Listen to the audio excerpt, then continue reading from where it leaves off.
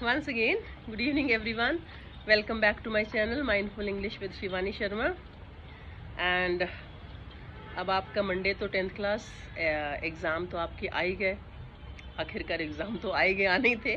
तो सबसे पहले तो very very best of luck, right. Do well and B relaxed, be very relaxed and very calm.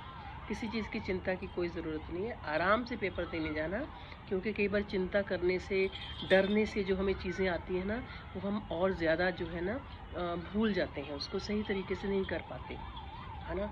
और हमें एज पेरेंट्स भी बच्चों को रिलैक्स्ड ही रखना है इस टाइम। उनको ज़्यादा उनको टेंशन देने की कोई ज़रूरत नहीं है। बस एक बच्चे ने मुझे कहा था कि मैम थोड़ा सा अनसीन पैसेज के लिए बता दीजिए कैसे करूं, तो मुझे लगा चलो बता देती हूँ कि शायद किसी और बच्चे के भी काम आ जाए, तो इसलिए। और और क्या unseen passage section A, 2 unseen passage आएंगे, ईच फॉर 10 मार्क्स, यानी कि टोटल जो सेक्शन ए है रीडिंग पार्ट है वो 20 मार्क्स का होगा। और पैसेज कैसे होंगे, एक जो the first will be first will be discursive passage and the second will be case based study. Discursive passage में डिफरेंट टॉपिक्स होते हैं, ठीक है। कई बार उसमें कनेक्शन बिठाना हमें थोड़ा सा मुश्किल हो जाता है, तो you have to read them very carefully, इसको बहुत ध्यान से पढ़ना। और इसी तरह से जो केस बेस्ड स्टडी होते हैं उसमें तो आपको पूरे फैक्ट्स दिए होते हैं ना, किसी भी चीज़ की हिस्टोरिकल डेटा हो सकता है या कोई सोशल डेटा हो सकता है, कोई भी हो सकता है, किसी मैप के थ्रू हो सकता है, किसी पिक्चर के थ्रू हो सकता है, किसी भी तरह से आपको डेटा दिया गया होगा, पैसेज दिया होगा, उसके अकॉर्डिंग आपको जो है क्वेश्चंस के आंसर्स करने हैं, राइट। और सबसे पहले आपको जो रीडिंग टाइम दिया जाएगा ना 15-20 मिनट जितना भी होता है, उसमें अनसीन पैसेज को अच्छे से पढ़ना। ऐसा मत सोचना कि कई बार होता है आसान सा देख लेते हैं, ये तो हमें आता है, ये तो मैंने बाई चांस किया हुआ पैसेज भी आ सकता है कई बार, मतलब लेट्स टेक द एग्जांपल, ऐसा होता है। तो डोंट थिंक कि हमें आता है, हमें सोचना है हमें आता है, लेकिन फिर भी अनसीन पैसेज को पढ़ना बहुत ध्यान से, right. And if possible and if it is allowed in examination hall, I am sorry कि मुझे नहीं याद है कि वो एग्जामिनेशन हॉल में हम क्वेश्चन पेपर को मार्क कर पाएंगे कि नहीं कर पाएंगे।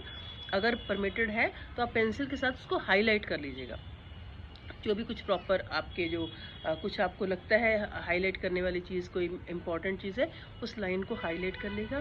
पैसेज पूरा पढ़े बिना डोंट सी द क्वेश्चंस। जब आप पूरा पैसेज पढ़ लोगे तो उसके आप क्वेश्चंस करने हैं, ठीक है। और फिर आप देखना है कि इस क्वेश्चन का कहाँ पर कनेक्शन है।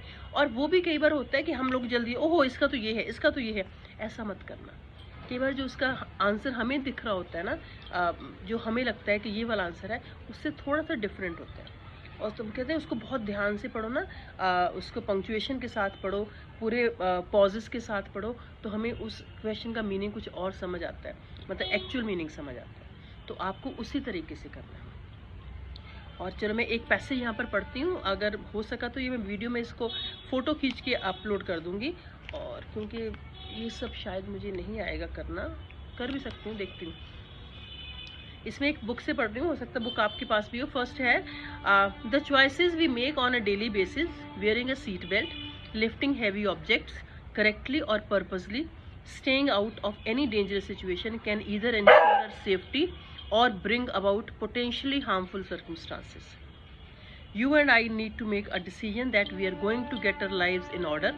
Exercising self-control, self-discipline, and establishing boundaries and borders in our lives are some of the most important things we can do.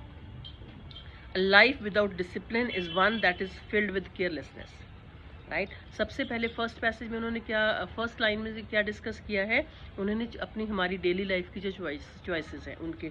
Second में फिर वो जो है हम अपनी लाइफ को how can we put our life in order, यानी कि डिसिप्लिन में हम कैसे कर सकते हैं। थर्ड में क्या है, we can think it's a kind of exciting to live life on the as.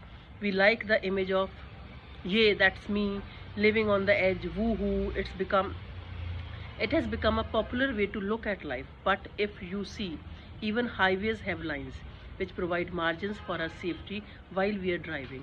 If we go over one side, we will go into the ditch. If we cross over the line in the middle, we could get killed. and we like those lines because they help to keep us safe. Sometimes we don't even realize how lines help to keep us safe. अब third में फिर से उसका traffic की आ गई है। तो ये जो सारे पैसेज है वो क्या है, कई बार हमें क्या लग रहा है कि फर्स्ट में तो हमने जो है डेली यूज़ की बातें की, डेली लाइफ की बातें की हैं, सेकंड में हमने फिर लाइफ के डिसिप्लिन की बातें करी, थर्ड में हमारा पूरा ड्राइविंग और हाईवेज के ऊपर आ गया। तो कई बार जो है ना स्टूडेंट्स थोड़े से कंफ्यूज हो जाते हैं। कंफ्यूज नहीं होना, हमने ध्यान से उसको पढ़ना है। राइट। और next is, I am not proud of this, but for the first 20 years of my life at work, I ignored my limits. I felt horrible physically. Most of the time I used to tell myself, I know I have limits and that I have reached them, but I am going to ignore them and see if or how long I can get by with it. I ran to doctors trying to make myself feel better through pills, vitamins, natural stuff and anything I could get my hands on. Some of the doctors would tell me it's just stress. That just made me mad. I thought stress meant you don't like what you do or can't handle life, and I love what I do. But I kept pushing myself, traveling, doing speaking engagements and so on, simply exhausting myself.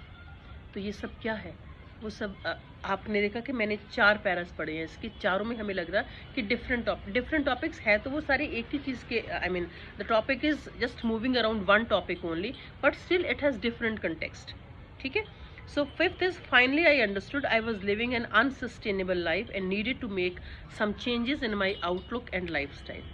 You and I don't have to be like everyone else or keep up with anyone else. ये तो आपके मुझे लगता है exams के लिए भी ठीक है कि हमें किसी के साथ कोई कंपैरिजन नहीं करना कि मुझे उससे ज़्यादा मार्क्स लेने हैं इसलिए पढ़ना है, या उससे ज़्यादा, या मुझे क्लास में फर्स्ट ही आना है। हमें अपना बेस्ट करना है बस, उसमें चाहे हम फर्स्ट आए चाहे ना आए, but I have to give my best, I have to give my 100%. Right? So finally I understood I was okay. You and I don't have to be like everyone else or keep up with anyone else. Each of us needs to be exactly the way we are, and we don't have to apologize for it.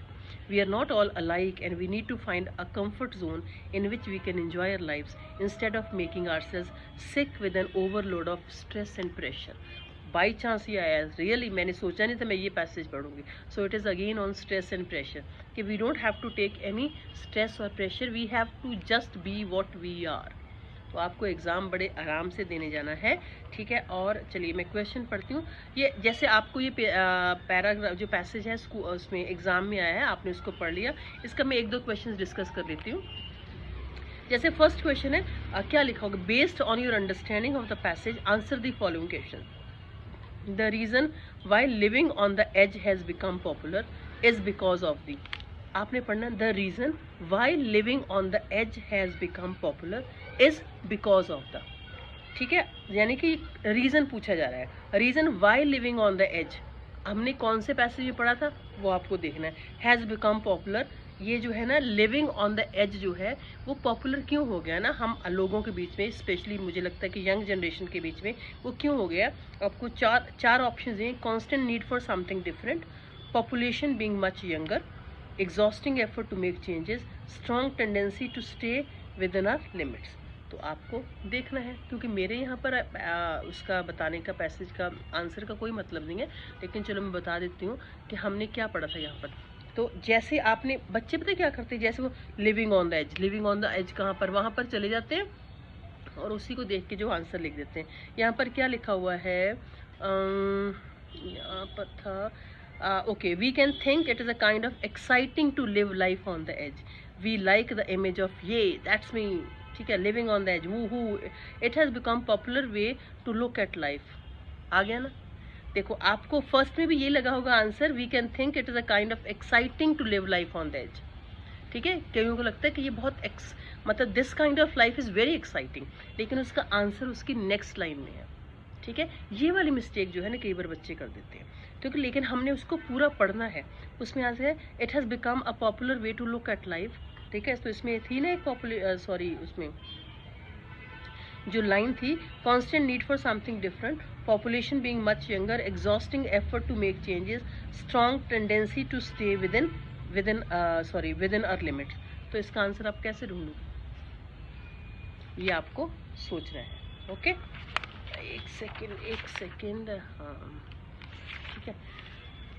तो आपने जो हमने अभी पढ़ा उसमें से answer बनाना पड़ेगा। इसका मेरे ख्याल से आंसर ये होगा, constant need for something different, क्योंकि हमने we can think of it is a kind of exciting to live life on the edge, और बस इसका यही है। Yes, second is choose a option that best captures the central idea of the passage from the given. तो ये आपको देखिए ऐसे आपको 4 जो है ना ऑप्शंस दी गई होंगी, ठीक है, आपने उसको बहुत ध्यान से पढ़ना है, और उसको देने के बाद जो है ना सेकंड ऑप्शन को देने के बाद आपकी 4 ऑप्शंस देने के बाद फिर आपसे आंसर पूछा जा रहा है, ऑप्शन 1 है, 2 है, 3 है, 4 है। तो इसका बहुत ज़्यादा कोई मतलब मेन तो हमें यही है कि हमें पैसेज को बहुत ध्यान से पढ़ना है, और उससे भी ज़्यादा हमने उसके क्वेश्चंस ध्यान से पढ़ने हैं। तो मेरा ख्याल है कि ये मतलब अब आपको थोड़ा सा क्लियर हो जाना चाहिए, ठीक है। Rest is all well, once again best of luck, thank you so much, take care, bye bye.